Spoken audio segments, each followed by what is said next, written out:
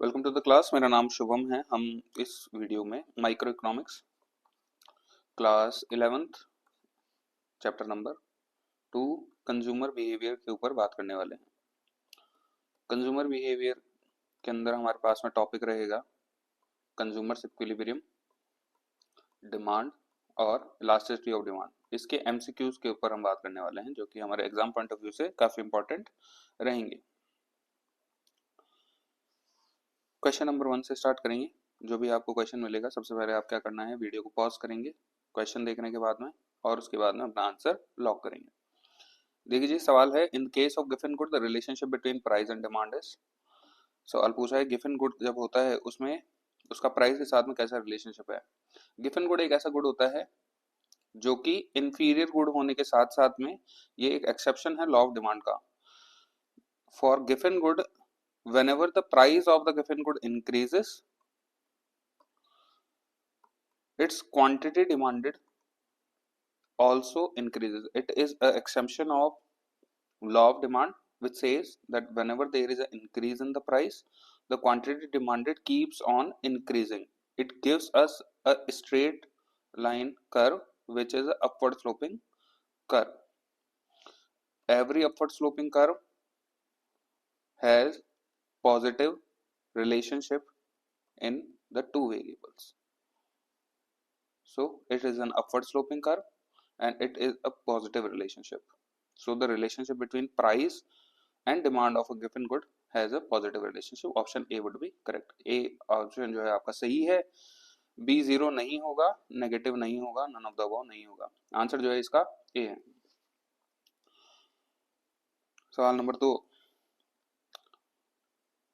Substitute goods का price जब बढ़ती है तो डिमांड जो है उसकी क्या होगी।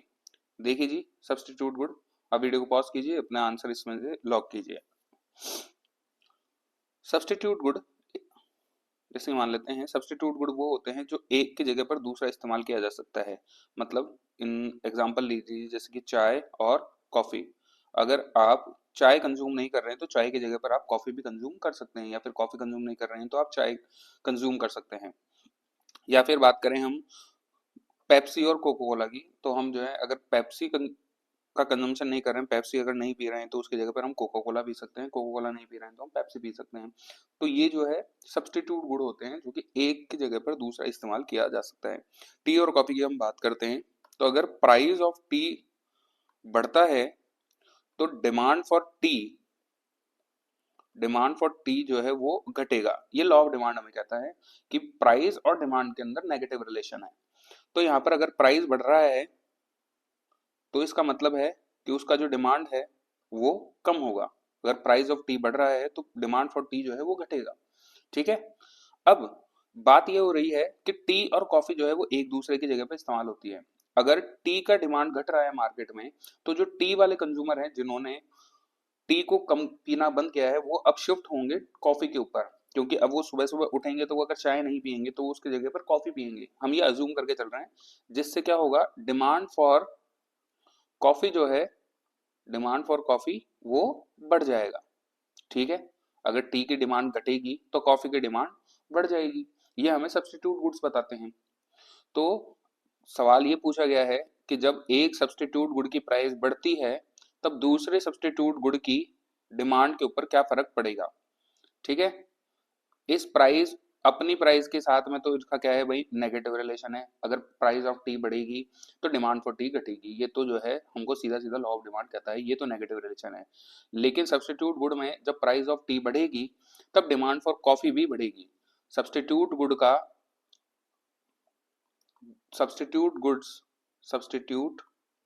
Goods have a positive relationship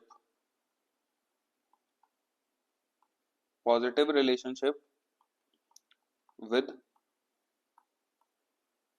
other goods price। दूसरे गुड की प्राइस के साथ में सब्स्टिट्यूट गुड का पॉजिटिव रिलेशन होता है। अगर दूसरे गुड की प्राइस बढ़ती है तो हमारे जो गुड है उसकी डिमांड घट जाएगी। सॉरी, उसकी डिमांड भी बढ़ जाएगी। अगर प्राइस ऑफ सब्स्टिट्यूट गुड बढ़ता है तो डिमांड फॉर सब्स्टिट्यूट गुड भी जो है वो बढ़ जाएगा। ठीक है, तो इसका मतलब इसके अंदर होगा इसके अंदर होगा सब्स्टिट्यूट गुड में if price of one good increases demand for other good will also increase। ठीक है जी, answer is B. Demand constant नहीं, डिक्रीज नहीं और ना ही डिक्रीज, फर्स्ट एंड इंक्रीज। ठीक है, option number B. Complementary good, complementary good के क्या एग्जांपल हैं? देखिए जी, कॉम्प्लीमेंट्री गुड क्या होते हैं? ऐसे गुड जो एक साथ इस्तेमाल किए जा सकें, ऐसे गुड्स को जो है हम कॉम्प्लीमेंट्री गुड कहते हैं। उनका एक के बिना दूसरे का कोई काम नहीं है। जैसे कि पहला ऑप्शन है हमारे पास में कार एंड पेट्रोल। कार जो है तब तक डिमांड नहीं करी जाएगी जब तक इसमें पेट्रोल नहीं है। पेट्रोल होगा तभी कार चलेगी, पेट्रोल डीजल कुछ भी मान लीजिए, CNG energy. Car and petrol का जो है कैसा है, कॉम्प्लीमेंट्री गुड है, एक साथ ही इस्तेमाल होंगे। ठीक है, तब ऐसी सिचुएशन में अगर कार की प्राइस बढ़ती है तो लोग जो है कार चलाना कम करेंगे या फिर कार खरीदना कम करेंगे। ऐसी सिचुएशन में जो पेट्रोल होगा उसकी डिमांड भी कोई नहीं करेगा।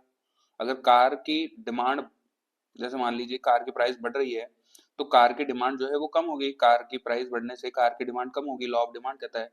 अगर कार की डिमांड मार्केट में कम होगी तो ऐसी सिचुएशन में लोग पेट्रोल भी नहीं भरवाएंगे, पेट्रोल की डिमांड भी क्या हो जाएगी, कम हो जाएगी। तो देखिए यहाँ पर कार की प्राइस बढ़ने से, प्राइस ऑफ कार बढ़ने से डिमांड फॉर पेट्रोल कम हो गया। कैसा रिलेशन हुआ भाई? नेगेटिव रिलेशन है। कॉम्प्लीमेंट्री गुड में,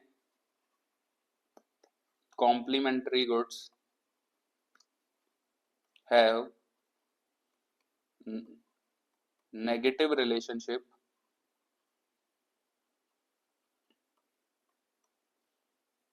ठीक है भाई, complementary good have negative relationship with price. अगर प्राइस ऑफ कार बढ़ा तो डिमांड फॉर कार घटेगा और डिमांड फॉर पेट्रोल भी घटेगा। कैसा रिलेशनशिप? Negative relationship. ठीक है, कॉम्प्लीमेंट्री गुड के एग्जांपल, कार और पेट्रोल एक साथ इस्तेमाल होते हैं, कॉम्प्लीमेंट्री गुड है।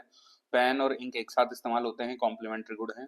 टी एंड शुगर एक साथ इस्तेमाल होते हैं, कॉम्प्लीमेंट्री गुड है। ऑल ऑफ द अबव इसका आंसर होगा डी।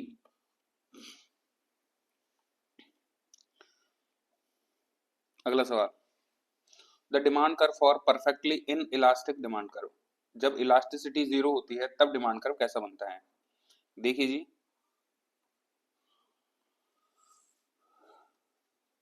हमारे पास में 5 डिग्री है डिमांड की, और हमने वो थ्योरी के अंदर पढ़ रखी होंगी, मैं ये अज्यूम करके चल रहा हूँ। 5 डिग्री जो है उनके डिमांड कर्व हमारे पास में कुछ ऐसे बनते हैं। जब ईडी या फिर जब डिमांड कर्व हमारा पैरेलल टू एक्स एक्सिस होता है तब इसकी जो है इलास्टिसिटी इंफिनिटी होती है। जब ये पैरेलल टू वाई एक्सिस होता है तब इसकी इलास्टिसिटी 0 होती है। जब ये बिल्कुल एक स्ट्रेट लाइन कर्व बनता है तब ये जो है हमारे पास में ईडी इज इक्वल टू 1 होती है। ये अगर ज़्यादा फ्लैटर बन जाता है तो ये जो है ईडी इज ग्रेटर देन 1 है, और अगर ये थोड़ा सा स्टीप बनता है तो ये ईडी इज लेस देन 1 है।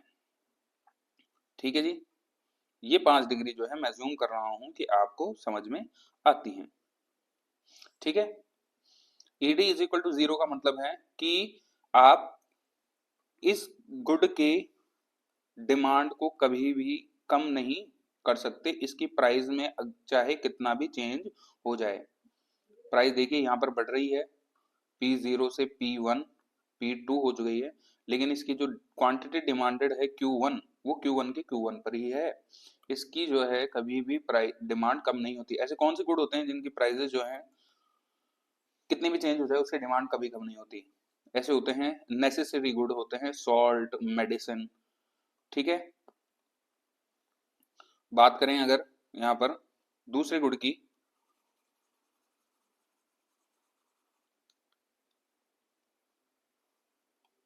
जिसका डिमांड कर्व ऐसा है, ईडी इज इंफिनिटी। अब ऐसे सिचुएशन में जो है उसकी प्राइस अगर P1 से P2 भी चली जाती है तो इसकी जो डिमांड है वो कोई नहीं करने वाला है। P1 के ऊपर तो इसकी कितनी भी डिमांड जो है वो मार्केट में बिक सकती है, लेकिन P2 पर जो है इसको कोई खरीदने नहीं आएगा। ऐसे गुड जो होते हैं वो लग्जूरियस गुड्स होते हैं, या फिर ऐसे गुड जिनके मार्केट में बहुत ज्यादा कंपटीशन है। ठीक है, ऐसे गुड की जो है प्राइस जैसे ही चेंज होती है उनकी डिमांड कोई भी नहीं करता है। ठीक है, तो इस बात से हमने क्या समझा कि जो जीरो होती है जिसकी इलास्टिसिटी वो नेसेसरी गुड होते हैं, और जैसे जैसे उसकी इलास्टिसिटी बढ़ती जाती है वो लग्जूरियस की तरफ जाते जाते हैं। मतलब ईडी जो है अगर इज इक्वल टू जीरो है मतलब ये एक नेसेसिटी गुड है, और जैसे जैसे ये बढ़ता रहता है और ये अप्रोच करता है इन्फिनिटी को, वैसे वैसे इस गुड की लग्जूरियस जो है वो बढ़ती जाती है साहब। ठीक है, मतलब जैसे ईडी है नेसेसिटी गुड, जैसे ही उसकी नेसेसिटी थोड़ी कम हुई उसकी जो है ED is less than one, फिर ED is one, ED greater than one, और ईडी इज इन्फिनिटी। ठीक है, सवाल आपसे पूछा गया है the demand curve for perfectly inelastic demand curve. Perfectly inelastic demand curve जो है वो ED is equal to zero होगा, और ये कहां पर देखिए भाई, vertical and parallel to Y axis, ये रहेगा answer. Horizontal parallel to x axis होता है ED is greater than infinity. Rectangular hyperbola गलत, ऑल ऑफ द अबव गलत, answer is B.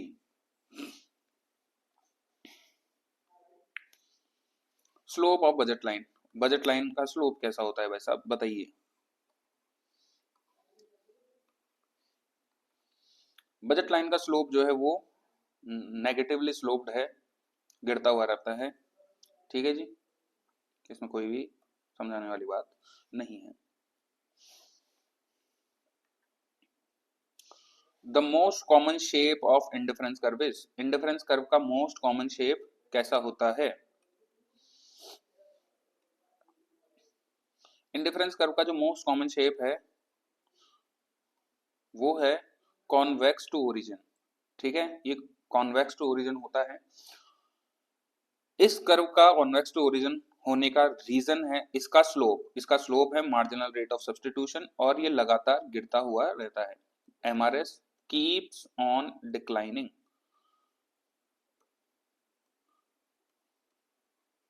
Keeps on,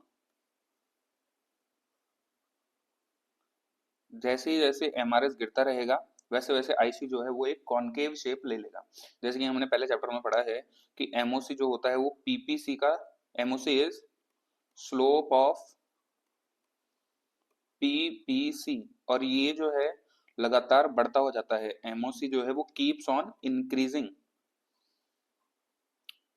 तो ये एमओसी जब लगातार बढ़ता हुआ चला जाता है तब हमको जो है पीपीसी कैसा मिलता है, एक कॉनकेव शेप का मिलता है। ठीक है, अगर इसका और अगर ये कांस्टेंट रहेगा एमओसी या फिर एमआरएस तो हमें एक straight line curve downward sloping देखने को मिलेगा। ठीक है, अगर स्लोप इंक्रीजिंग है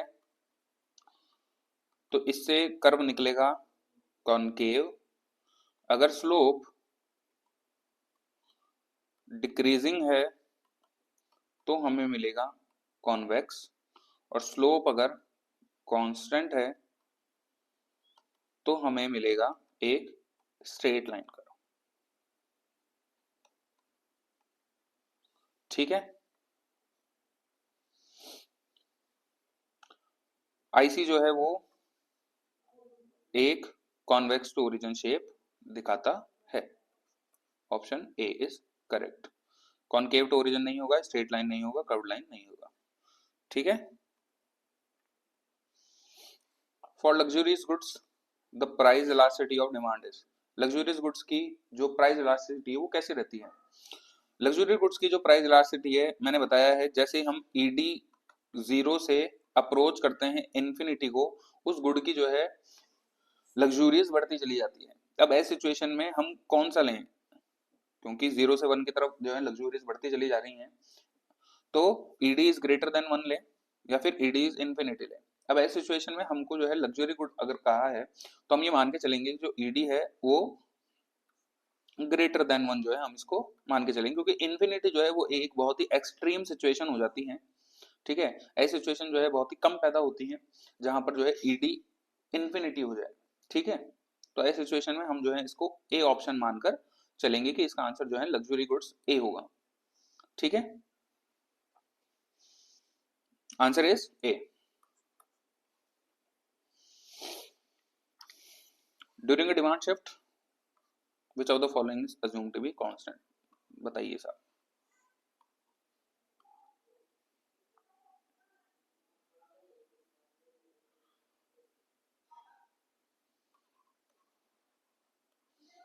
सवाल है कि जब डिमांड कर्व शिफ्ट होता है तब कौन सी चीज को हम ये मान के चलते हैं कि ये कांस्टेंट है। D1 से हमारा जो है D2 पर पहुंच चुका है। अब ऐसी सिचुएशन में सबको पता है कि whenever there is a shift in demand curve, हम ये अज्यूम करके चलते हैं कि प्राइस ऑफ द कमोडिटी जो है वो कांस्टेंट रहेगी, प्राइस चेंज नहीं होगी और अदर फैक्टर की वजह से जो है डिमांड कर्व में शिफ्ट होता रहेगा। तो इस जगह पर हम मान के चलते हैं कि प्राइस ऑफ ऑन गुड जो है वो क्या रहेगा भाई साहब, कांस्टेंट रहेगा, तभी डिमांड कर्व शिफ्ट होता है। अगर गुड की खुद की प्राइस जो है क्या होती है भाई, चेंज होती है, इसको हम कहते हैं movement along the demand curve. सही है भाई, अगर प्राइस खुद चेंज हो रही है तो इसको हम कहेंगे movement along the demand curve. This is known as movement along the demand curve price, this is known as movement along the demand curve and this is known as shift in demand curve. Movement along the demand curve happens due to change in price itself. Movement होता है खुद की price change होने की वजह से and shift होता है भाई साहब, shift due to other factors than price. Price के अलावा जो भी फैक्टर हैं उनकी वजह से जो है डिमांड कर्व में शिफ्ट होता है। ठीक है, कंज्यूमर्स इनकम की वजह से नहीं शिफ्ट होगा, इसको कांस्टेंट नहीं मानेंगे। Price of other good constant नहीं मानेंगे, प्रेफरेंस गुड फैशन नहीं मानेंगे, प्राइस ऑफ गुड इटसेल्फ को हम मानेंगे constant. Option D is correct. Elasticity का सवाल है, अब वो पूछा गया है कि प्राइस जो है वो बढ़ती है 40% से और डिमांड जो है वो डिक्रीज होती है 20% से। बताइए इलास्टिसिटी ऑफ डिमांड क्या होगा, निकालिए सवाल। सबसे पहले फॉर्मूला लिखेंगे हम, percentage change in quantity demanded upon percentage change in price. ये फॉर्मूला जो है हमको पता है। Percentage change in quantity demanded हम निकाल सकते हैं कैसे, Q2 minus Q1 upon Q1 into 100 से, और हम परसेंटेज चेंज इन प्राइस निकाल सकते हैं P2 minus P1 upon P1 into 100 से। ठीक है, हमको परसेंटेज जो है निकालने के लिए ये फॉर्मूला जो है ये दोनों अप्लाई कर सकते हैं हम। हमारे पास में परसेंटेज पहले से दी हुई है, प्राइस के अंदर तो शायद कितना चेंज है, 40% का चेंज है और डिमांड के अंदर चेंज है 20% का। ठीक है, इसको जैसे हम काटेंगे तो हमारे पास में आंसर 0.5। ठीक है, ये आंसर जैसे जैसे आप इसको सॉल्व करेंगे आपके पास में आंसर आएगा 0.5। ये रहा, option number C is correct. आपको क्या करना है, सबसे पहले देखना है कि प्राइस के अंदर कितना चेंज हुआ है, 40% का। क्वांटिटी डिमांडेड के अंदर चेंज हुआ है 20% का। हमने जो फॉर्मूले के अंदर पुट किया तो हमको आंसर मिला 0.5। ये फॉर्मूला है आपके पास में दिया हुआ, इस फॉर्मूले का छोटा रूप बड़ा रूप ये रहा। ठीक है, आपने जैसे पुट किया आपको आंसर मिल गया। ठीक है, 0.5 इज द आंसर। अब देखो भाई साहब, सवाल कह रहा है MUX is greater then PX। ये आया हमारे cardinal approach of consumer equilibrium. Cardinal approach of consumer equilibrium, cardinal approach ये कहती है कि एक कंज्यूमर जो है इक्विलिब्रियम पर तब पहुंचेगा जब marginal utility received from x जो है उसकी बराबर होगी प्राइस ऑफ एक्स से। ठीक है, अब ऐसी सिचुएशन के अंदर हमको दिया हुआ है कि marginal utility received from x जो है वो ज्यादा है और प्राइस ऑफ एक्स कमोडिटी जो है वो कम है। इसका मतलब है कि जो कंज्यूमर है उसको जितनी वो प्राइस पेमेंट कर रहा है, मान लीजिए फर्ज कीजिए वो 10 रुपए पेमेंट कर रहा है और उसको जो यूटिलिटी मिल रही है वो 15 की मिल रही है, मतलब उसको 10 रुपए देने से 15 की यूटिलिटी मिल रही है। अब ऐसी सिचुएशन में कंज्यूमर जो है वो ऐसा चाहेगा कि मुझे जो पैसा मैं 10 रुपए दे रहा हूँ मेरे को उसके बदले में 15 की यूटिलिटी मिल रही है, तो कंज्यूमर जो है उस गुड को ज्यादा कंज्यूम करना चाहेगा। क्योंकि जैसे जैसे कंज्यूमर एक गुड का कंजम्पशन लगातार बढ़ाता चला जाता है तो उससे मिलने वाली जो यूटिलिटी है वो कम होती जाती है। ये हमने पढ़ा है law of diminishing marginal utility में। एक कंज्यूमर अपना सेटिस्फेक्शन मैक्सिमाइज करता है इस सिचुएशन में, यहाँ पर उसका जो सेटिस्फेक्शन है वो मैक्सिमाइज नहीं हो रहा है, इसको जो है एमयूएक्स और पीएक्स को बराबर करना पड़ेगा।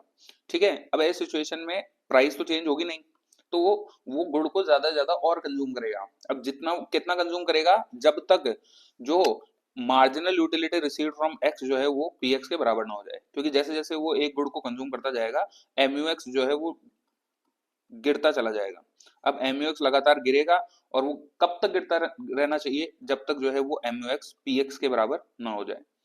ठीक है, MUX is greater then px, इसका मतलब है कि कंज्यूमर को जो है यूटिलिटी ज्यादा मिल रही है, प्राइस कम पे कर रहा है। अब ऐसी सिचुएशन में वो ज्यादा से ज्यादा गुड को और ज्यादा कंज्यूम करेगा। ठीक है, if MUX is greater then px the consumer reaches the equilibrium. नहीं साहब, कंज्यूमर इक्विलिब्रियम में नहीं है, कंज्यूमर इक्विलिब्रियम में पहुंचेगा जब MUX is equal to PX होगा। स्टार्ट्स इनकरिंग लॉसेस, बिल्कुल सही बात है, जो है उसको लॉस नहीं हो रहा है, बेसिकली उसको लॉस तो नहीं हो रहा है, कंज्यूमर जो है सरप्लस में है। ठीक है, उसको जो है ज्यादा सेटिस्फेक्शन मिल रहा है, लॉस नहीं हो रहा है उसको। कंज्यूम मोर ऑफ एक्स, बिल्कुल सही बात है, कंज्यूम ज्यादा से ज्यादा गुड को एक्स को जो है वो और कंज्यूम करेगा ताकि उससे मिलने वाली जो यूटिलिटी है वो उसकी कम हो जाए। स्टॉप्स कंज्यूमिंग एक्स, बिल्कुल गलत बात है, कंज्यूम एक्स को कंज्यूम करना बंद करेगा। यहाँ पर इस सिचुएशन में एक्स को कंज्यूम करना बंद कर देगा। यहाँ पर ऐसी सिचुएशन में, इस सिचुएशन में वो जो है एक्स के कंजम्पशन को बढ़ाएगा लगातार। ठीक है, option number C is correct. देखिए भाई अगला सवाल, a consumer gets maximum satisfaction when the dash are the same. बताइए क्या सेम होता है तब एक कंज्यूमर को जो है मैक्सिमम सेटिस्फेक्शन मिलता है। कार्डिनल अप्रोच है सवाल। T U and M U, T U जो बराबर टी यू एक्स बराबर हो जाए एम यू एक्स से, ऐसा हमने कुछ नहीं पढ़ा है, गलत है ये। Price of commodity and marginal utility, ये कह रहे हैं पी एक्स और एम यू एक्स जो है बराबर हो जाए, बिल्कुल सही बात है। Price of commodity and total utility, P X is equal to T U X, गलत बात है, ये तो है ही गलत। ठीक है, आंसर बी ऑप्शन जो है हमारा सही है। ठीक है, ये कह रहा है कि कंज्यूमर को मैक्सिमम सेटिस्फेक्शन कब मिलेगा, कंज्यूमर को मैक्सिमम सेटिस्फेक्शन मिलता है जब उसको M U X marginal utility received from good X बराबर हो जाए margin price of X commodity के, तब कंज्यूमर जो है इक्विलिब्रियम के अंदर आता है। ठीक है, बढ़ते हैं आगे। Worth a rupee to a consumer is called, एक कंज्यूमर के लिए वर्थ रूपी क्या होती है। Marginal utility of money is known as worth of rupee. ठीक है, टोटल यूटिलिटी ऑफ मनी नहीं, डिमिनिशिंग मार्जिनल यूटिलिटी कुछ नहीं होता है ये सब, कंज्यूमर इक्विलिब्रियम नहीं। ऑप्शन ए इज करेक्ट, कुछ समझने के बारे में कुछ समझने लायक नहीं है। वर्थ ऑफ अ रूपी MUM, marginal utility of money. ठीक है,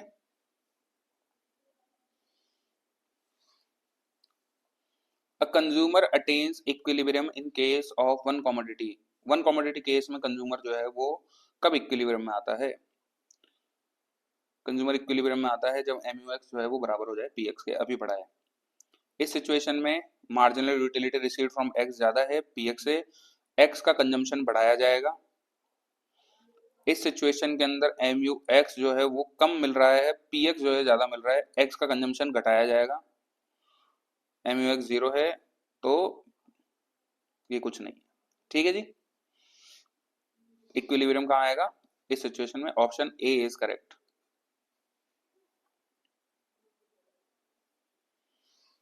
देखिए जी भाई सवाल, a consumer will start buying less of good X and more of good Y. ठीक है, टू कमोडिटी केस है, टू कमोडिटी केस के अंदर जो है हमारे पास में ये सिचुएशन रहती है,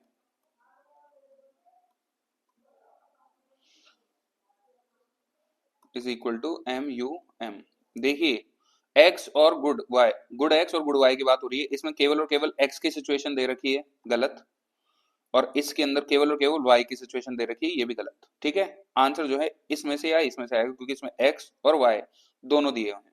ठीक है, ये इतनी सी हमको अंडरस्टैंडिंग रखनी पड़ेगी ताकि हमारा जो है टाइम बर्बाद ना हो पेपर के अंदर। x और y के अंदर पूछा है रिलेशनशिप, यहाँ पर केवल x था, यहाँ पर केवल y है, तो इन दोनों को हमने उड़ा दिया कि ये जो दोनों है वो तो नहीं होंगे। आंसर x और y। अब देखिए जी, इस सिचुएशन के अंदर पहली सिचुएशन कह रही है mu x अपॉन px जो है वो less than mu y upon py है, और हमको डी सिचुएशन ये डी ऑप्शन ये कह रहा है कि mu x अपॉन px जो है वो greater than mu y upon py है। ठीक है, अब इस सिचुएशन के अंदर consumer will start buying less of good x, कब कंज्यूमर जो है गुड एक्स को कम कंज्यूम करना बंद कर देगा।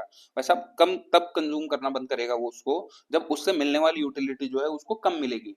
अगर एक्स कमोडिटी से उसको यूटिलिटी कम मिल रही है तो उसको खरीदना जो है वो बंद कर देगा, और वाई से जब उसको ज्यादा यूटिलिटी मिल रही है तो वाई को जो है वो बढ़ा देगा, वाई के कंजम्पशन को बढ़ा देगा। इस सिचुएशन के अंदर देखिए आप, वाई से मिलने वाली जो यूटिलिटी है वो ज्यादा है, और एक्स से मिलने वाली जो y से मिलने वाली जो यूटिलिटी है वो ज्यादा है, और x से मिलने वाली जो यूटिलिटी है वो कम है। तो इस सिचुएशन में वो मार्जिनल यूटिलिटी ऑफ y को बढ़ाने के लिए y की यूटिलिटी बढ़ाने के लिए y का कंजम्पशन बढ़ाएगा, और x का कंजम्पशन जो है वो घटाएगा। कब तक? जब तक ये दोनों क्या ना हो जाए, बराबर हो जाए।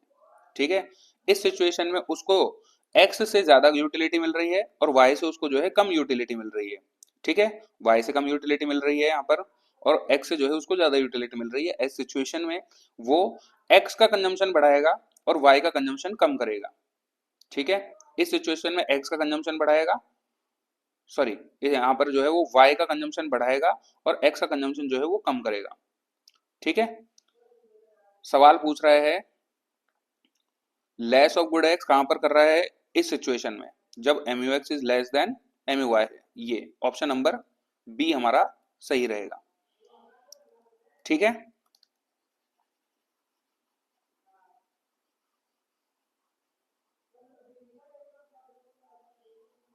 वापस देखिए इसको,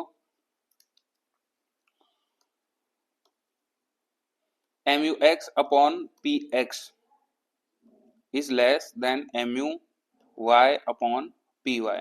अब ऐसे सिचुएशन में जो कंज्यूमर है उसको यूटिलिटी जो है y से वो ज्यादा मिल रही है, मार्जिनल यूटिलिटी y से ज्यादा मिल रही है, मतलब वो अगर y को और कंज्यूम करेगा तो उसको और ज्यादा यूटिलिटी मिलेगी और ज्यादा मजा आएगा उसको। अब ऐसे सिचुएशन में वो जब उसको ज्यादा मजा आ रहा है तो वो y के कंजम्पशन को बढ़ाएगा और x के कंजम्पशन को घटाएगा। ठीक है, इस सिचुएशन में उसको वाई गुड को कंज्यूम करने से जो है वो ज्यादा सेटिस्फेक्शन मिल रहा है, इसलिए वो सॉरी एक्स को गुड को कंज्यूम करने से ज्यादा सेटिस्फेक्शन मिल रहा है, तो एक्स का कंजम्पशन बढ़ाएगा और वाई का कंजम्पशन घटाएगा। ठीक है, सवाल पूछ रहा है कि बताइए एक कंज्यूमर एक्स को कब कम खरीदेगा और वाई को कब ज्यादा खरीदेगा। तो एक्स को यहाँ पर कम खरीद रहा है, वाई को ज्यादा खरीद रहा है, ये है हमारी ये वाली सिचुएशन, और ये वाली सिचुएशन है हमारे यहाँ पर ऑप्शन बी के अंदर। ठीक है, चलो जी, according to IC approach at a point of equilibrium. हाँ जी बताइए, पॉइंट ऑफ इक्विलिब्रियम पर क्या होता है? ये हमारे पास में प्राइस लाइन है, प्राइस लाइन, बजट लाइन। ठीक है, और ये हमारा जो है आईसी का कर्व है। ठीक है, इस पॉइंट पर जो है कंज्यूमर इक्विलिब्रियम के अंदर होता है, इस पॉइंट पर जो है कंज्यूमर्स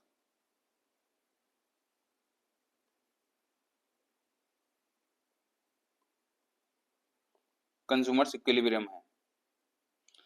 देखिए जी भाई साहब, अगर इस पॉइंट पर कंज्यूमर्स इक्विलिब्रियम है, जैसे मान लीजिए ये ई पॉइंट है, इस पर कंज्यूमर इक्विलिब्रियम है, इसका मतलब है कि जब आईसी का स्लोप बराबर होगा बजट लाइन के स्लोप से वो जो है हमारी सिचुएशन है कंज्यूमर्स इक्विलिब्रियम की, ठीक है। Slope of IC is greater than slope of price line, गलत। Slope of IC is less than slope of price line, गलत। ये हैशटैग है, ये तो गलत है। Slope of IC is equal to slope of price line, ये सही है भाई, डी ऑप्शन इज करेक्ट। जब स्लोप ऑफ आईसी बराबर होगा स्लोप ऑफ बजट लाइन के, ये जो है हमारा इक्विलिब्रियम कंडीशन है।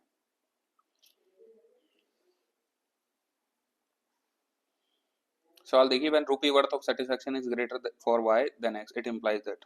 बताइए।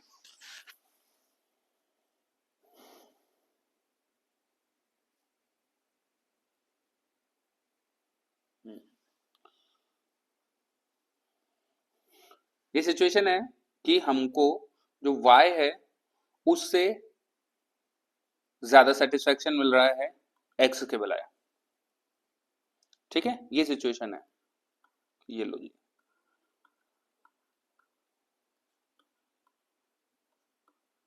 ये सिचुएशन है, देखो कहां पर है ये सिचुएशन, ये रही, ठीक है। C option is correct. यहाँ तो दोनों की बराबर है, ये नहीं होगा। यहाँ पर M U X upon P X जो है वो ज्यादा है और M U Y upon P Y जो है वो कम है, ये भी गलत है। Option number C is correct, none of these नहीं होगा, ठीक है। जहां पर हमको rupee worth of Y, P Y, rupee worth of Y, M U Y जो है वो हमको ज्यादा मिल रही है as compare to M U X. Marginal utility received from Y हमारी ज्यादा है as compare to marginal utility received from X commodity. तो इस सिचुएशन में हमको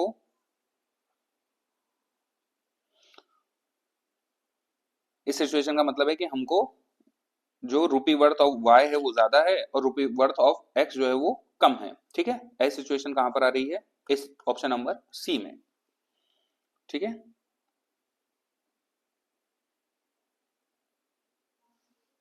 इन case of M U X is greater than M U Y upon P Y, ये P X है यहाँ पर, ठीक है। M U X upon P X is greater than M U Y upon P Y, ये बोल रहा है। बताओ इस सिचुएशन के अंदर जो है क्या होगा। इस सिचुएशन के अंदर क्या होगा कि वैसा आप कंज्यूमर को एक्स कमोडिटी से ज्यादा सेटिस्फेक्शन मिल रहा है, वाई कमोडिटी से कम सेटिस्फेक्शन मिल रहा है, तो एक्स की जो है क्या होगा, consumption will increase. Consumer will shift some expenditure from X to Y, X से वाई की तरफ बढ़ाएगा, नहीं जी वाई से एक्स की तरफ बढ़ाना चाहिए। Consumer will shift some expenditure from Y to X, एक बार को ठीक लग रहा है। Consumer will spend less on both X and Y, बिल्कुल गलत बात है। Consumer will spend X and Y, नहीं जी, option number B is correct, ठीक है। कंज्यूमर क्या करेगा, एक्स के ऊपर जो है अपना कंजम्पशन बढ़ाएगा, क्योंकि उससे यूटिलिटी भी ज्यादा मिल रही है, तो जो है उसका कंजम्पशन बढ़ाएगा। उसका कंजम्पशन बढ़ाएगा तो जैसे जैसे इसका कंजम्पशन बढ़ेगा, इससे मिलने वाली जो यूटिलिटी है वो कम होती जाएगी due to law of diminishing marginal utility, ठीक है। चलो भाई साहब आगे बढ़े। सवाल नंबर 9। सवाल नंबर 9 कह रहा है additional utility derived from consumption of additional unit of commodity is called. बताइए क्या होता है एडिशनल। एडिशनल मतलब क्या है, व्हाट इज एडिशनल। एडिशनल का मतलब है मार्जिनल। टोटल यूटिलिटी में जो भी एडिशन होता है वो मार्जिनल यूटिलिटी की वजह से होता है, option number C is correct. Average utility नहीं होती है, एवरेज यूटिलिटी होती है पर यूनिट हमको कितनी यूटिलिटी मिल रही है टोटल में से, ठीक है। Total utility, sum total of utility, कुल कितनी यूटिलिटी मिली है, ये जो है हमारा टोटल यूटिलिटी है। मार्जिनल यूटिलिटी होता है एडिशनल यूटिलिटी रिसीव्ड, ठीक है। एडिशनल यूटिलिटी हमको कितना मिल रहा है, ठीक है। The slope of IC is equal to, IC का स्लोप जो है वो किसके बराबर होना चाहिए, हाँ जी बताइए।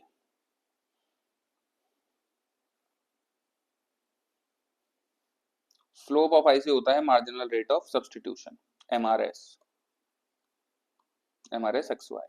ठीक है, 1 नहीं होगा, ये भी नहीं होगा, ये भी नहीं होगा। ठीक है, आईसी का जो स्लोप है वही एमआरएस है। M R S is slope of indifference curve, MRS is slope of indifference curve. Why is indifference curve convex to origin? बताइए, सवाल है कि इंडिफरेंस कर्व जो है वो कॉन्वेक्स टू ओरिजिन कैसे क्यों है? इंडिफरेंस कर्व जो ये ऐसा बनता है, ये ऐसा ही क्यों बनता है, ये है सवाल। इंडिफरेंस कर्व जो ऐसा बनता है ये ऐसा ही क्यों बनता है, ये है सवाल। Option number due to law of diminishing marginal utility, due to monotonic preferences, due to continuous decline of marginal rate of substitution, ये है जवाब। क्योंकि M R S marginal rate of substitution is slope of IC और MRS keeps on declining. अगर किसी भी curve का slope जो है वो हर एक यूनिट के बाद में कम होता चला जा रहा है, ऐसी सिचुएशन में जो कर्व है वो कॉन्वेक्स टू ओरिजिन बन जाता है। ठीक है, due to continuous decline of marginal rate of substitution, option number C is correct. ठीक है, ये law of diminishing marginal utility जो है वो किसका है? कार्डिनल अप्रोच का है, कार्डिनल अप्रोच का है, और आईसी कर्व जो है वो एक ऑर्डिनल अप्रोच है। ठीक है, ये मिक्स नहीं करने का। आगे बढ़े। It is the property of indifference curve that no two IC can intersect each other. The reason behind this, ये कह रहे हैं कि दो आईसी जो हैं एक दूसरे को कट नहीं कर सकते। एक आईसी ऐसा है और एक आईसी जो है वो ऐसा है। अब इस सिचुएशन में आईसी 1 और आईसी 2 जो है वो एक दूसरे को कट नहीं कर सकते। क्यों? बिल्कुल सही जवाब है। देखिए जी, सवाल बिल्कुल बढ़िया है। 3 पॉइंट जो है हम यहाँ पर क्या लेके हैं, 4 पॉइंट लेकर चलते हैं। ये कह रहे हैं कि दो आईसी जो है एक दूसरे को कट नहीं कर सकते। क्यों? Consumer preference are monotonic? बिल्कुल नहीं। Preferences are complete? नहीं। Same combination of two goods can not give different level of satisfaction. देखिए जी, ये है इसका सही जवाब। कैसे? जैसे मान लेते हैं आईसी कर्व जो है वो हमें हर एक पॉइंट पर सेम लेवल ऑफ सेटिस्फेक्शन देता है। हमें ये पता है कि आईसी कर्व के ऊपर अगर हम माने, चाहे हम आईसी नंबर 1 की बात करते हैं, आईसी नंबर जो 1 है हमारा, वो point number B, point number E, ये हमारा आईसी कर्व है। इसको एक बार बड़ा बनाते हैं।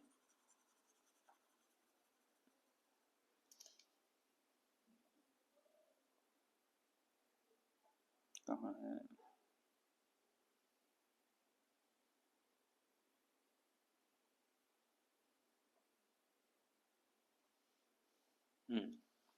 देखिए जी, इधर देखिए,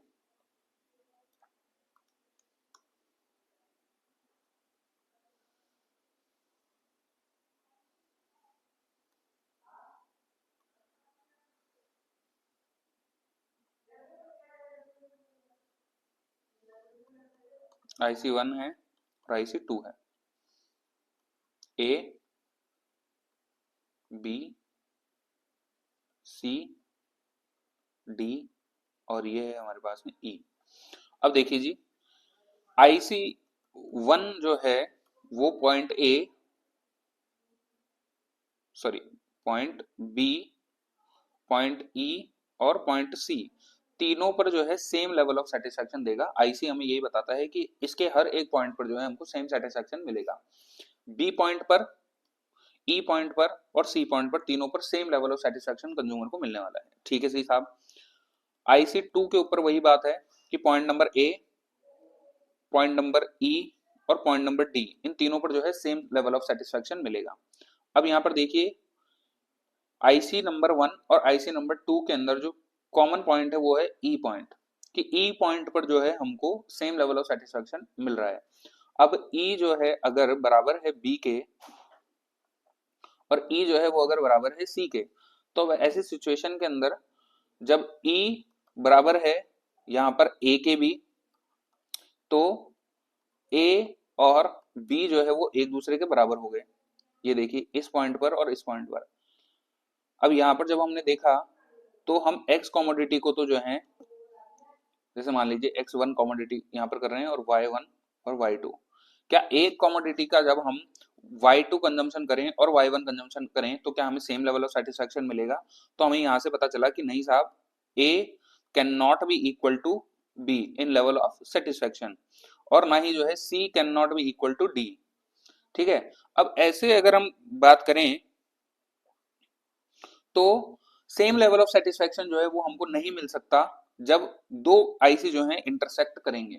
अगर दो आईसी एक दूसरे को इंटरसेक्ट कर रहे हैं, इसका मतलब है कि ये जो है कॉन्सेप्ट गलत है। ठीक है, दो आईसी कभी भी एक दूसरे को इंटरसेक्ट नहीं कर सकते, क्योंकि अलग अलग पॉइंट पर जो है सेम लेवल ऑफ सेटिस्फेक्शन नहीं मिल सकता। एक गुड के अलग अलग कॉम्बिनेशन खरीदने से सेम लेवल ऑफ सेटिस्फेक्शन नहीं मिल सकता। ठीक है, यहाँ पर हमको सीधा सीधा पता चल रहा है कि ए जो है वो ग्रेटर देन बी है, क्योंकि यहाँ पर हमको वाई के जो है ज्यादा कॉमोडिटी जो है वो खरीदने को मिल रहे हैं एज कंपेयर टू बी। ठीक है, two IC can not intersect each other. ठीक है, सवाल कहाँ है हमारा?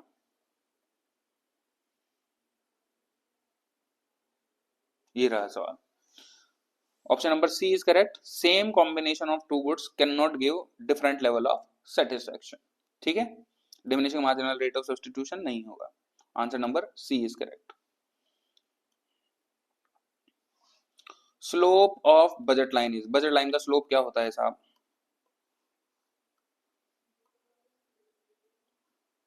बजट लाइन का स्लोप है P X upon P Y. कहाँ है? ये रहा। P Y upon P X नहीं होगा, P X into P Y नहीं होगा। एम आर एस जो है वो आईसी का क्या है भाई? स्लोप है।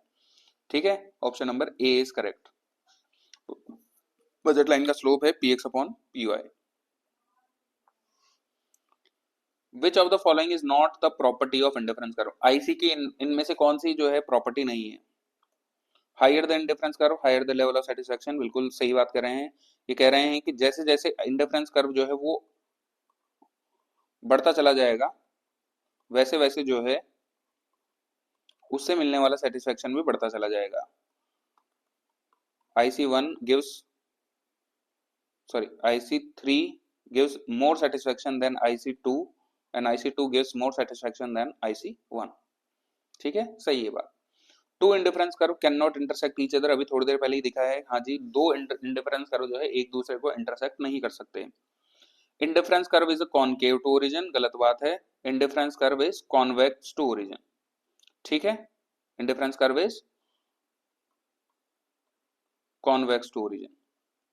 Indifference curve is downward sloping, हाँ जी बिल्कुल सही बात है। Indifference curve is downward sloping from left to right. ठीक है, आंसर नंबर 3, क्योंकि ये हमारा गलत है। ठीक है, इसकी जगह होना चाहिए था convex to origin. An indifference curve slope downward down towards right since more of one commodity and less of another commodity result in, ये क्या कहना चाह रहे हैं? Indifference curve slope downward toward right since more of one commodity and less of another commodity result in, हाँ जी बिल्कुल सही बात है। बताइए क्या है जवाब? none of the above, D।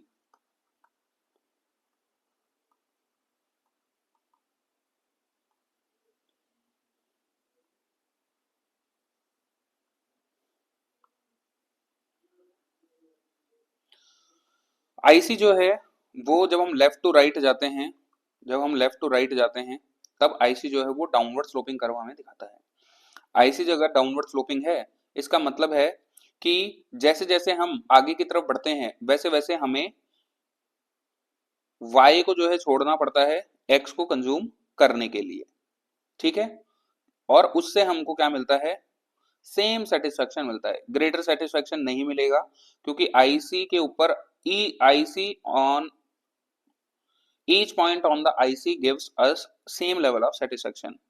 ठीक है, आईसी के ऊपर सेम लेवल ऑफ सेटिस्फेक्शन मिलता है, ग्रेटर सेटिस्फेक्शन नहीं हो सकता, मैक्सिमम सेटिस्फेक्शन भी नहीं होगा। ठीक है, सेम सेटिस्फेक्शन जो है हमको मिलता है जैसे जैसे हम लेफ्ट से राइट में मूव होते हैं, चाहे इस पॉइंट पर ले लीजिए, चाहे इस पॉइंट पर, चाहे इस पॉइंट पर, चाहे इस पॉइंट पर। A is equal to B is equal to C and is equal to D in terms of satisfaction। IC के ऊपर हर एक पॉइंट जो है वो हमें सेम सेटिस्फेक्शन देता है। ठीक है, Hicks and Allen believe that, बताइए जरा, indifference curve approach, IC approach जो है was given by Hicks and Allen. ठीक है, दो यहाँ पर इकोनॉमिस्ट हैं, हिक्स और एलन। इन दो भाई साहब ने जो है हमारे यहाँ पर आईसी अप्रोच दी है।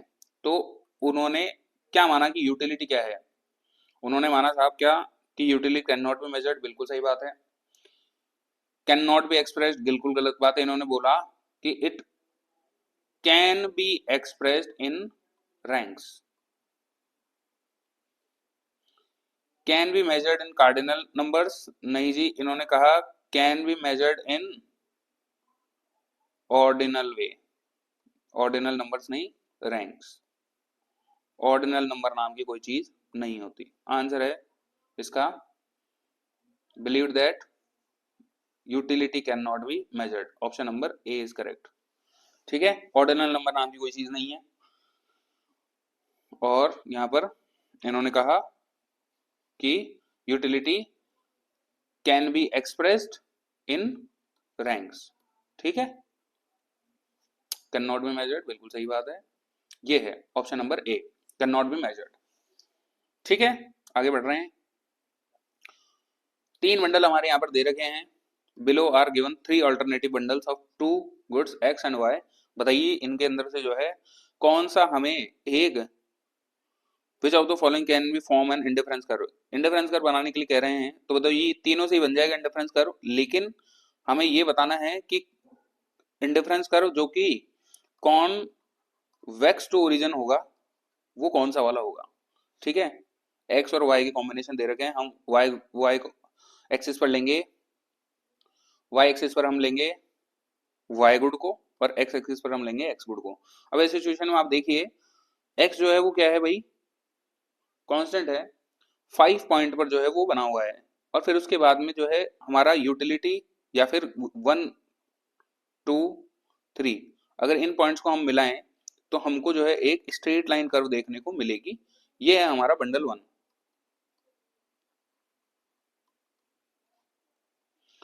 ठीक है, ये इसने जो है हमको एक आईसी कर्व नहीं दिया, तो ये क्या हो गया भाई साहब, ऑप्शन नंबर 1 इज रॉन्ग। अगर हम बंडल 2 को यहाँ पर पुट करते हैं तो बंडल 2 के अंदर y जो है वो जैसे मान लीजिए इस 5 नंबर के पॉइंट पर जो है फिक्स है, और फिर उसके बाद में ये जो है बढ़ रहा है 1 2 3, x जो है हमारा बढ़ रहा है। तो देखिए 5 नंबर पर पॉइंट जो है हमारे कुछ इस प्रकार से बनेंगे। ठीक है, और हमको जो है ये फिर से एक लाइन बन गई, it is not an IC. ठीक है, और बंडल नंबर 2 भी क्या हो गया हमारा, गलत हो गया। बंडल नंबर 3 की बात करते हैं अब। बंडल नंबर 3 जो है हमको कैसा सिचुएशन बनाकर देगा, 1 2 3, 1 2 3 4 5, 1 2 3 4 5 बना के देखिए भाई। एक्स के ऊपर हमारे पास में है पॉइंट नंबर 1, जब हमारा यहाँ पर वाई पर क्या पॉइंट है, 5 है। 2 पर हमारा जो है कितना पॉइंट है, यहाँ पर है, और 3 पर जो है कितना है, 2 है। जब हमने इसको मिलाया तो हमको पता चला कि हाँ जी ये एक कर्व बन रहा है जो कि कॉन्वेक्स टू ओरिजिन है, और अगर ये कॉन्वेक्स टू ओरिजिन है मतलब ये एक आईसी कर्व है। बंडल नंबर 3 इज करेक्ट, और ये जो है हमको एक आईसी कर्व बनाकर देगा। सी ऑप्शन जो है वो सही है। हमने क्या किया, बंडल नंबर 1 का जो है कॉम्बिनेशन बनाया, तब हमको जो है कैसा लाइन मिला, एक वर्टिकल लाइन मिला, इसके अंदर हमको एक हॉरिजॉन्टल लाइन मिला, और इसके अंदर हमको एक लाइन मिला जो कि कॉन्वेक्स टू ओरिजिन था। आईसी जो है वो जनरली कॉन्वेक्स टू ओरिजिन होते हैं, इस वजह से हमने जो है बंडल नंबर 3 को जो है चूज करा है। ठीक है, bundle number 3 will give us indifference curve. An indifference curve is related to, indifference curve जो है वो किससे रिलेटेड है, क्या कंज्यूमर की इनकम से, प्राइस ऑफ एक्स और वाई से, total utility from good and x से, और choices and preference of consumer. बताइए।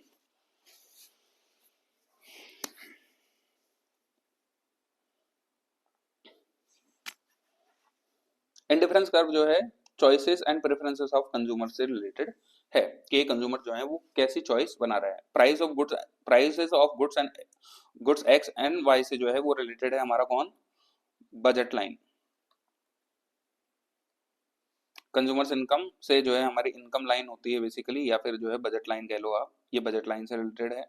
Total utility from X and Y, ये टीयू है, ये नहीं है इसका, ये कार्डिनल अप्रोच है। डी जो है आंसर इसका सही रहेगा। An indifference curve is related to choice and preferences of consumer. सवाल देखिए 19 number, as we move down the indifference curve left to right, the slope of indifference curve tends to, जैसे जैसे हम इंडिफरेंस कर्व पर left से right जाते हैं तो आईसी का जो कर्व स्लोप है वो क्या होता रहता है, अभी बताया है आपको कि जैसे जैसे हम लेफ्ट से राइट जाते हैं तब इंडिफरेंस कर्व का जो स्लोप है वो क्या होता रहता है, यूनिटी नहीं रहेगा, राइज नहीं करेगा, जीरो नहीं होगा, डी होगा आंसर, आंसर डी है। आईसी का कर्व, आईसी का स्लोप है एमआरएस, और MRS keeps on declining, MRS keeps on declining. अब इस सिचुएशन में आईसी जो है वो कॉन्वेक्स टू ओरिजिन बनता है, कीप्स ऑन डिक्लाइनिंग, डिक्लाइन होता है भाई, यूनिटी नहीं होगा। अगर यूनिटी होगा,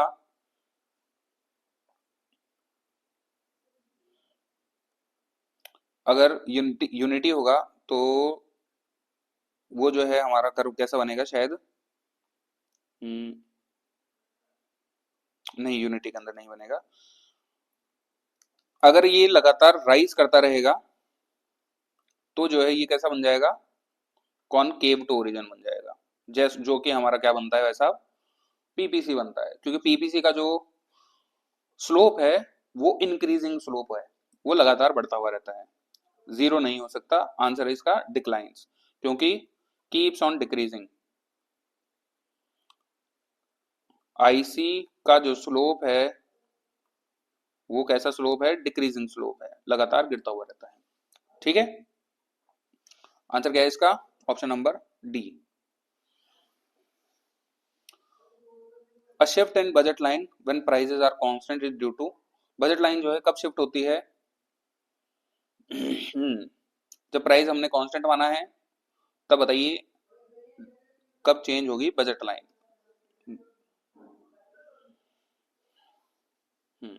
बताइए। बजट लाइन जो है हमारा कैसे बनता है, बजट लाइन का फॉर्मूला क्या है, एम को हम बजट मानते हैं, P X into Q X plus P Y into Q Y. हाँ जी, बताइए। बजट लाइन कब शिफ्ट होगा, बजट लाइन शिफ्ट होगा जब हमारा जो इनकम है, मनी इनकम जो है वो क्या हो जाएगा, चेंज हो जाएगा, change in income, change in income होने की वजह से बजट लाइन जो है वो शिफ्ट होगा, चेंज इन डिमांड की वजह से नहीं होगा, चेंज इन प्रेफरेंस की वजह से भी नहीं होगा, और चेंज इन यूटिलिटी की वजह से भी नहीं होगा, answer number B is correct. जैसे ही कंज्यूमर की इनकम बढ़ती है तो हमारा जो बजट लाइन है वो आगे या पीछे, जब बढ़ेगी तो ये आगे शिफ्ट हो जाएगा, और जब हमारी इनकम घटेगी तब ये पीछे शिफ्ट हो जाएगा। ठीक है, budget line shift due to change in income.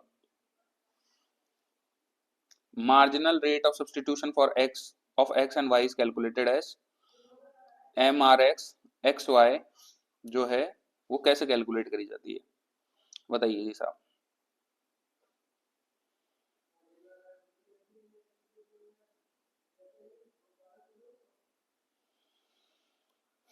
M R S जो है वो स्लोप ऑफ आईसी है। स्लोप निकालने का जो फॉर्मूला होता है वो होता है change on Y axis upon change on X axis.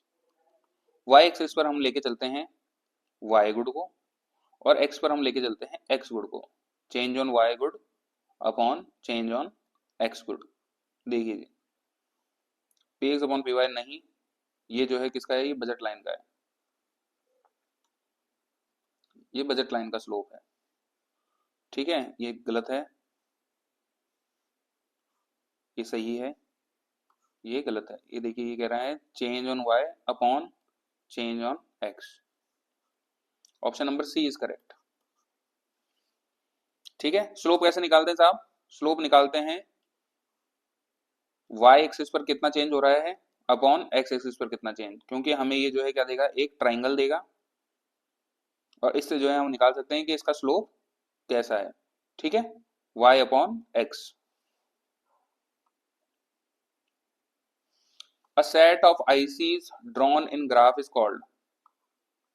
एक ग्राफ है, इसके ऊपर बहुत सारे आईसी जो है वो बने हुए हैं वैसे आप, IC1, IC2, IC3, IC4। बताइए इस ग्राफ को क्या कहेंगे? इसको जो है कहेंगे हम इंडिफरेंस मैप। ठीक है, क्योंकि जिसके ऊपर बहुत सारे आईसी ड्रॉ किए गए हों। ठीक है, इंडिफरेंस मैप। इंडिफरेंस करो नहीं कहेंगे, बजट लाइन नहीं कहेंगे, ऑल ऑफ दिस तो बिल्कुल नहीं कहेंगे। ठीक है, आगे बढ़ो। इंडिफरेंस मैप जो है, जैसे जैसे हायर आईसी, जैसे जैसे हम आईसी के बढ़ाते चले जाते हैं, आईसी 1 2 3 4, वैसे वैसे क्या बताता है कि जैसे जैसे हम आईसी 1 से आईसी 2, आईसी 3, आईसी 4 के ऊपर जाएंगे, तो जो आईसी 1 से हमें सेटिस्फेक्शन मिल रहा है वो कम होगा और आईसी 2 से ज्यादा सेटिस्फेक्शन मिलेगा, आईसी 3 से और ज्यादा, और आईसी 4 से हमें और भी ज्यादा सेटिस्फेक्शन मिलने वाला है। ठीक है, लोअर लेवल ऑफ सेटिस्फेक्शन, जैसे जैसे हम ऊपर जाएंगे गलत बात। सेम लेवल ऑफ सेटिस्फेक्शन, ये तो बिल्कुल ही गलत बात, सेम लेवल ऑफ सेटिस्फेक्शन नहीं मिल सकता। जैसे जैसे हम ऊपर जाएंगे हमको और ज्यादा सेटिस्फेक्शन मिलेगा, higher level of satisfaction. Answer सही है, ईदर हायर और सेम लेवल ऑफ सेटिस्फेक्शन, बिल्कुल नहीं। Option number C is correct. जैसे जैसे हम इंडिफरेंस मैप पर ऊपर से ऊपर आईसी कर्व के ऊपर जाएंगे वैसे वैसे हमको और ज्यादा से ज्यादा सेटिस्फेक्शन मिलेगा। MRS is determined by, MRS is marginal rate of substitution क्या है भाई? Satisfaction level of consumer, income of the consumer, taste of the consumer, preference of the consumer।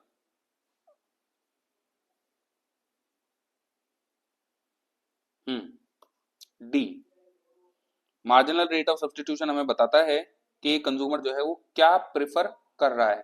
Satisfaction level of consumer जो है वो नहीं होगा। ठीक है, ये नहीं होगा, आंसर होगा इसका preference of the consumer. Income of the consumer तो बिल्कुल नहीं है, टेस्ट ऑफ द कंज्यूमर बिल्कुल नहीं है। टेस्ट और प्रेफरेंस तो फिर सेम ही हो जाएगा। इसका आंसर एमआरएस हमें बताता है कि एक जो कंज्यूमर है वो एक्स और वाई के अंदर जो है वो कौन सा चूज करेगा। ठीक है,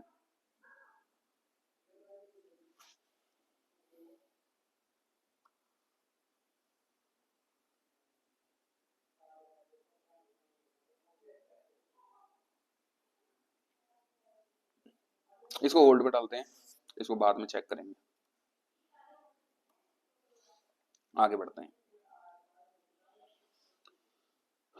at the point of equilibrium, equilibrium point पर क्या होता है?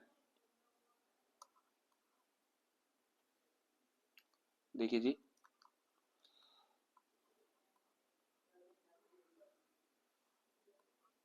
At the point of equilibrium हमारा बजट लाइन और आईसी लाइन जो है क्या हो जाता है, एक दूसरे से टेंजेंट हो जाता है। ठीक है, जैसे मान लीजिए इस ई पॉइंट पर जो है हमारा इक्विलिब्रियम है। आईसी का जो है स्लोप है MRS XY और बजट लाइन का स्लोप है भाई PX अपॉन PY। इस पॉइंट के ऊपर हमारा MRS XY is equal to PX upon PY है। ठीक है, बताइए अब देखिए MRS XY is greater than IC convex to the point of equilibrium, नहीं, इक्वल होना चाहिए, गलत है ये। MRS इज लेस देन, ये तो गलत ही हो गया फिर से। MRS is equal to PX/PY, बिल्कुल सही है। और इसमें और इसमें ऑप्शन ए और डी के अंदर क्या डिफरेंस है? कोई डिफरेंस नहीं है, ये भी गलत है, ये भी गलत है। Option number C. और यहाँ पर होगा and IC is convex to origin at the point of equilibrium. ठीक है, देखिए कॉन्वेक्स भी है at the point of equilibrium, और MRS is equal to PX/PY भी है। ठीक है, at the point of equilibrium MRS XY must be equal to PX/PY and IC should be convex to origin at the point of equilibrium। देखिए जी अगला सवाल, इसके अंदर हमारे पास में ये सिचुएशन है। बताइए, सवाल पूछा है जब MRS XY is greater then PX/PY consumer कैसे रिएक्ट करेगा। देखिए जी, कंज्यूमर इक्विलिब्रियम के अंदर हमको ये पता है कि ये जो सिचुएशन है,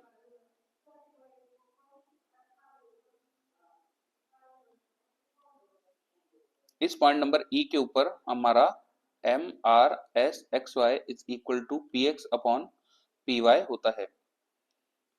ठीक है, जहां पर MRS XY is slope of IC है और PX/PY जो है स्लोप ऑफ बजट लाइन है।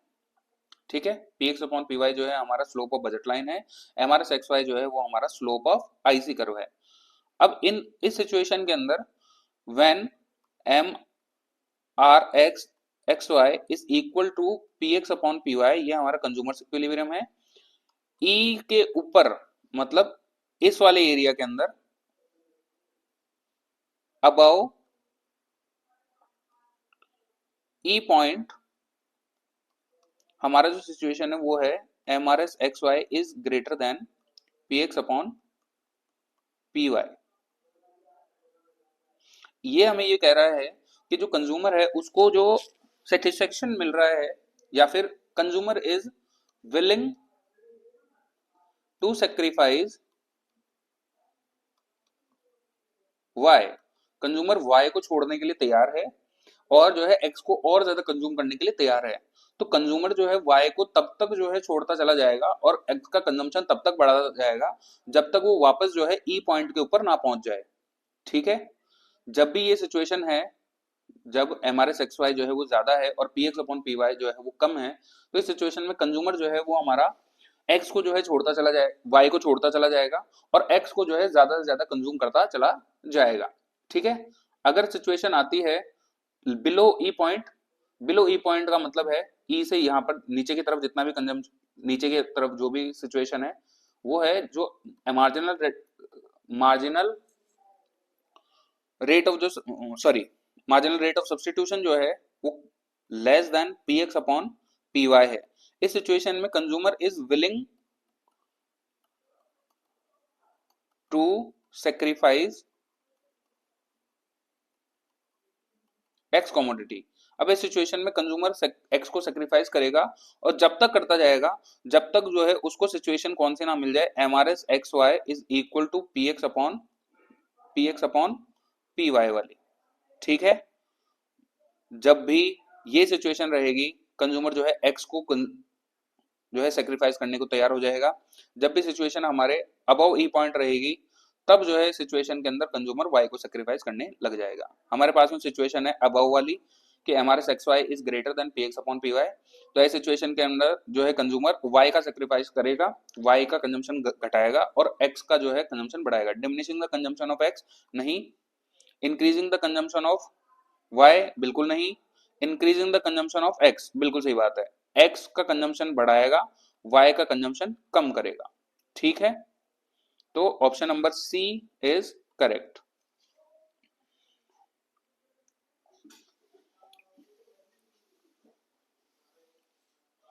अगला सवाल, two indifference curve can not cut each other because दो इंडिफरेंस कर्व एक दूसरे को कभी भी जो है कट नहीं कर सकते। क्या है रीजन?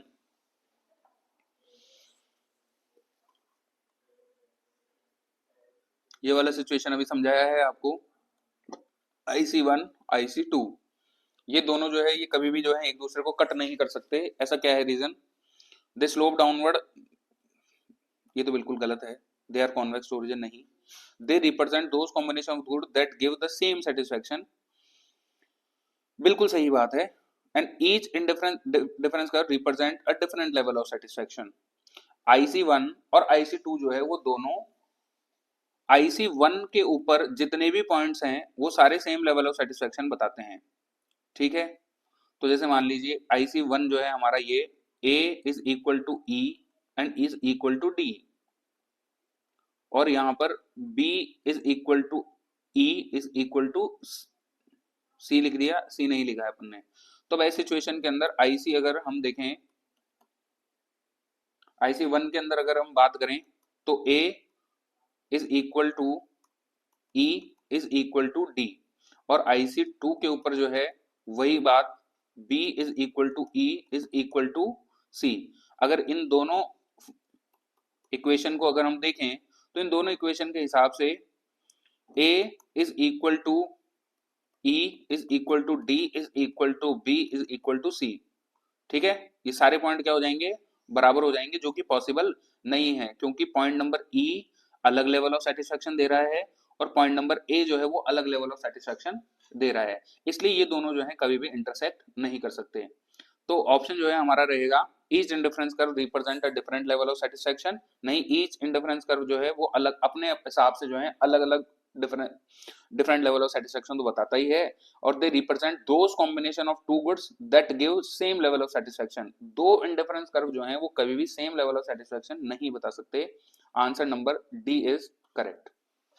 ठीक है, आईसी जो है वो हर आईसी अलग लेवल ऑफ सेटिस्फैक्शन हमको दिखाएगा, इसलिए दो आईसी कभी भी जो है इंटरसेक्ट नहीं कर सकते। अगर दो आईसी कर्व एक ही लेवल ऑफ सेटिस्फैक्शन दिखाएंगे तो वो जो है दोनों एक दूसरे के ऊपर ओवरलैप कर जाएंगे, लेकिन कभी भी एक दो आईसी कर्व जो है एक दूसरे को इंटरसेक्ट नहीं करेंगे, क्योंकि दोनों जो है अलग अलग लेवल ऑफ सेटिस्फैक्शन हमेशा दिखाते हैं।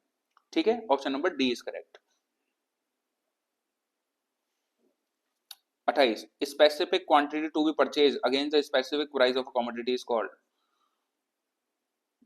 ये तो बिल्कुल आसान सवाल है।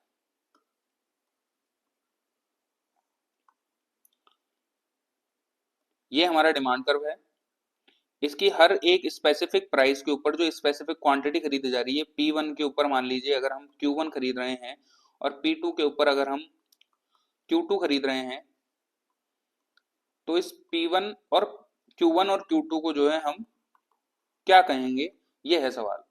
ठीक है, इसको हम साहब कहते हैं quantity demanded. Price at specific prices, at specific price जो हम स्पेसिफिक क्वांटिटी खरीदते हैं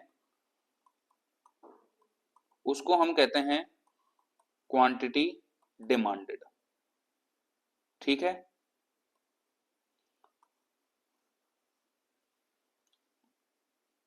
क्वांटिटी डिमांड ये रहा, बी इज करेक्ट। डिमांड नहीं कहेंगे, डिमांड तो टोटल डिमांड के हिसाब से होती है कि डिमांड क्या होती है, पर्टिकुलर प्राइस के ऊपर हम कितना खरीद रहे हैं उसको क्वांटिटी डिमांड कहेंगे।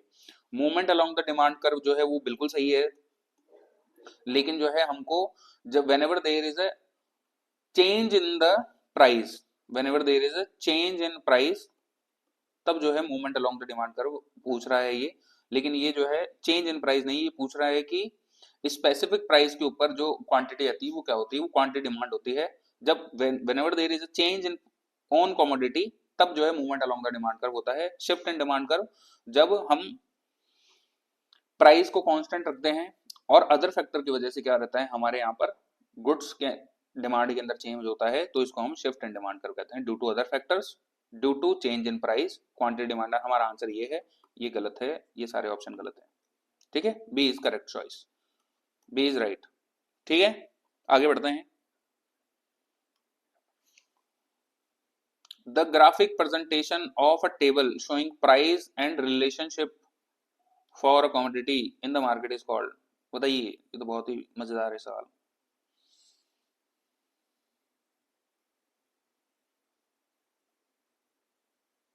मार्केट के अंदर जो है प्राइस एंड डिमांड का जो रिलेशनशिप जो बताता है, इसको क्या कहते हैं? इंडिविजुअल डिमांड कर्व नहीं कहेंगे, प्रोड्यूसर डिमांड कर्व नहीं कहेंगे, मार्केट डिमांड कर्व बिल्कुल सही बात है, कंज्यूमर्स डिमांड कर्व नहीं कहेंगे। Answer is C.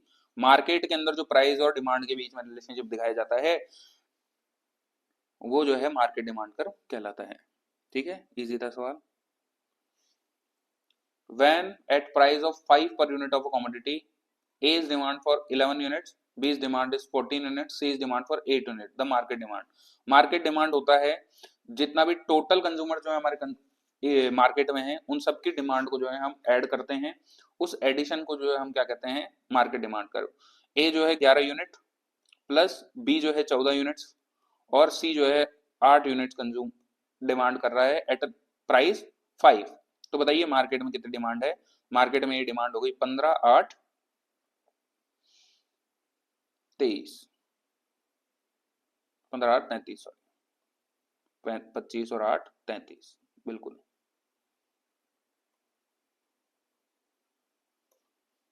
33 यूनिट्स। ठीक है, एट 5 रुपीज ए प्लस बी प्लस सी। ए का है 11, 14 और 15। प्राइस जब 5 है तो क्वांटिटी डिमांड कितनी है? वही 33 है। ठीक है जी, आगे बढ़े। 31, downward slope of demand curve जो है हमें क्या बताता है? डिमांड कर्व जो है वो डाउनवर्ड स्लोपिंग है, ये हमें क्या बताता है? Positive relationship between price and quantity demanded, बिल्कुल ही गलत बात है। Inverse relationship between quantity demanded and price, बिल्कुल सही बात है। नो रिलेशनशिप तो बिल्कुल नहीं बताएगा, नन ऑफ दीज। ऑप्शन है हमारा बी। प्राइस और क्वांटिटी डिमांडेड के अंदर जो नेगेटिव रिलेशन है वो हमारा कहलाएगा डिमांड का। ठीक है, डाउनवर्ड स्लोपिंग इसलिए होता है। How are two goods apple and orange related when as a result of rise in the price of apples demand for oranges increases?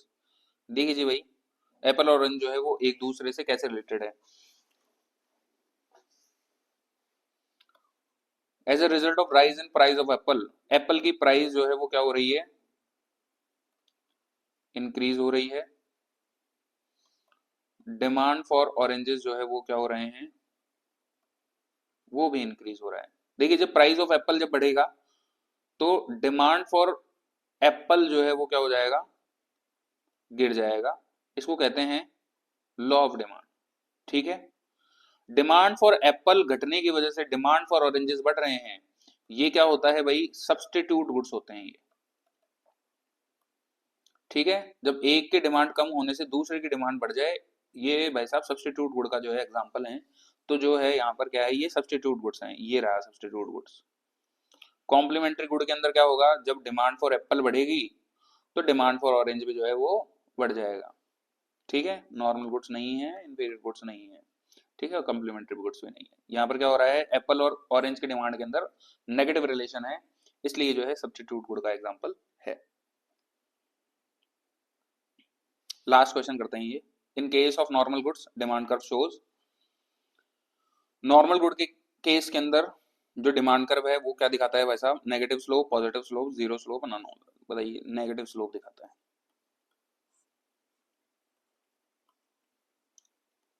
Normal good के केस के अंदर नेगेटिव स्लोप दिखाता है। ठीक है, thank you so much for the class, bye.